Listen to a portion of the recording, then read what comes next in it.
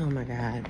So there's been this ongoing battle with me to try and get this sheriff's sale stopped.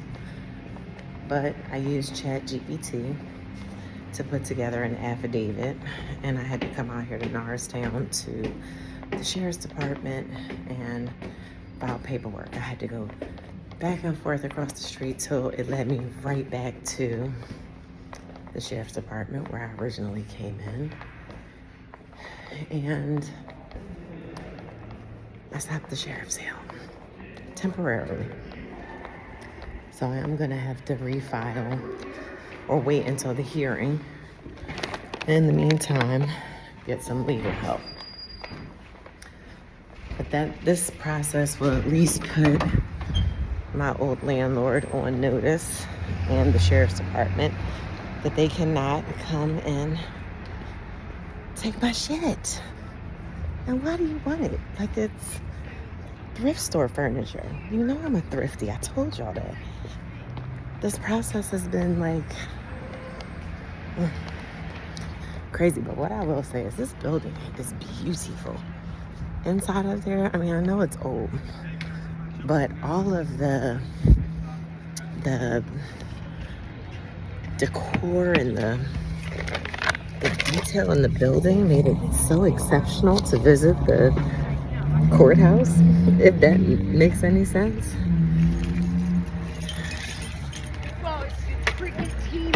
I will say this. In this process, I was getting sick coming up here, y'all. I really was. My stomach was tossing and turning. I thought my stomach was going to break when I went inside. It can be very intimidating to go inside of a courthouse or inside of a sheriff's office. And I just kept breathing, just like nice deep breaths through the whole process, just to allow me to relax and be able to get through it. I didn't want to fumble this. And I'm going to tell you, I first came here, I went to the Montgomery County Sheriff's Office first, the courthouse.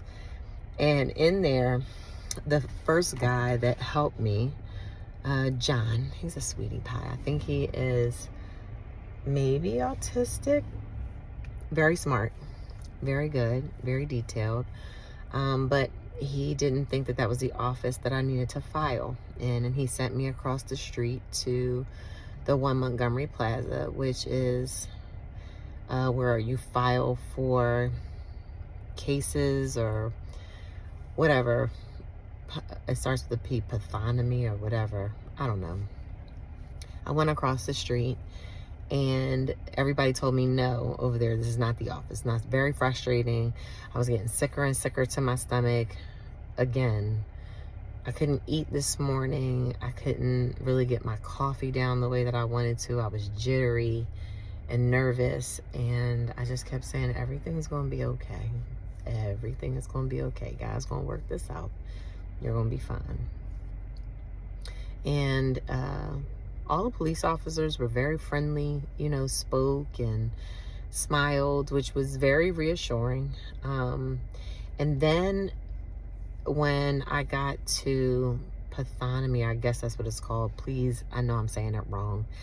I talked to this gentleman who was I'm not going to call him dismissive, but I just kept smiling at him and, being very patient with him. And I said, who are these people that are listed as the officers that came out to the space? And he said, oh, I don't know who they are. I said, okay. Came back out to the hallway. I was about to leave out of the One Plaza. And I stopped the officer at the front who was very full of smiles. And I said, can you tell me something? I said, who are these officers right here? And if officers right like me, chicken scratch, can't see. He told me exactly who they were. I was like, okay, are they here? And he was like, you got to go back over to the sheriff's department where I first started with John. And he said they don't get off until 2. So mind you, it's now 1:44. So I was working on borrowed time. But I went back in, and as I come in, the lady that was, I guess she was one of the administrators for the sheriff's department, she was coming out and she said, "You look lost." And she was like, "How can I help you?" And I told her exactly what was going on. I said, "Do you know where these officers are, where I can find them?" And she said, "Okay, I need you to go up to that desk." And she's like, "And they'll find them." As soon as I walked up to the front, my girl was standing right there. I was like, "Do you remember me?" She's like, "You look so familiar." I was like, "West Avenue, you just served me." And we just connected. She took my cell phone number. She saved me in her phone. She gave me her card. She told me to save her on my phone. She told me to contact her, and she would keep up with me, what was going on. She told me exactly what to do to get things done. She helped John through the process to get all of my stuff filed down here. And now this pauses the sheriff so I can breathe until the hearing. Look at God. Because, oh my goodness, just thinking about this over Christmas was going to make me have a heart attack. Not literally, but you know what I mean. Like,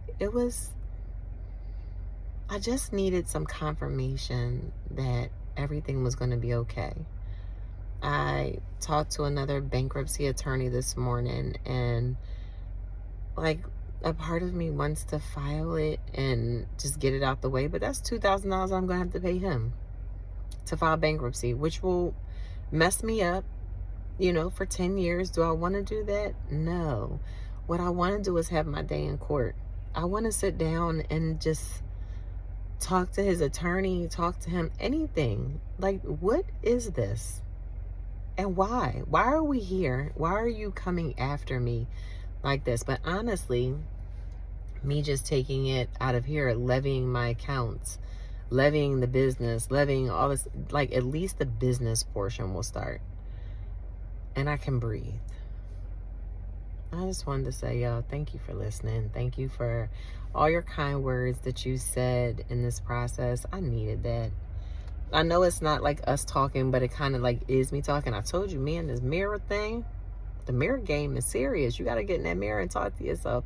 You'd be surprised at what you'll come up with. And Chat GPT, if you have any questions, you got to be talking to them at all times and having them work through the entire process with you. But the more that you put in, the more advice they are going to give you. I mean, you got to do your due diligence and follow up to see if it's actually legitimate, because you know how the internet is.